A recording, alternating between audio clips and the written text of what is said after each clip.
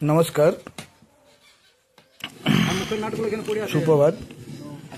আপনারা কেমন আছেন জানি না, আমি সবাই ভালো আছি। তো দেখলাম যে আজকে ভাতের চাল নাই, তো তাহলে কী করবো?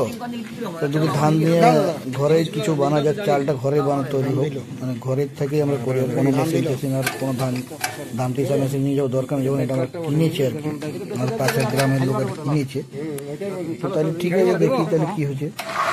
মিস্ত্রিবাবু আলো দেখান দিচ্ছে, ডাকা হয়েছিল কীভাবে চালাবো কীভাবে নাই। তো রাজীব ওটা সেল আর মিশ্র কৃষি ভাণ্ডার দুজনের কাছে পাওয়া যায়, কাশীপুরে কলেজের কাছে ওদের গোডাউন আছে।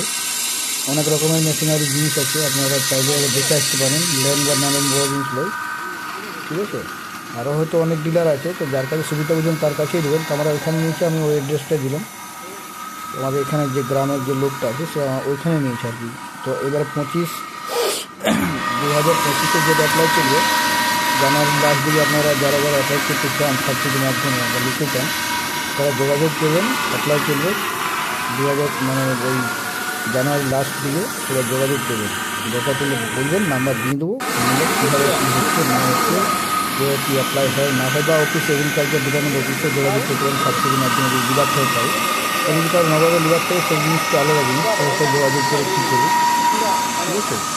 তো সাবসিডি যারা লিখেছে সাবসিডি সুবিধা, তারা অফিসে যোগাযোগ করতে পারে, বা যদি আমাকে বলে ফোন নাম্বার দিতে লাগবে তো দিয়ে দেবো, আপনারা যোগাযোগ করবেন, ঠিক আছে। কখন কী অ্যাপ্লাই চলছে, কী দাম, কী পড়বে না পড়বে, সব কিছু শিখাবেন আপনারা নিজের মুখে।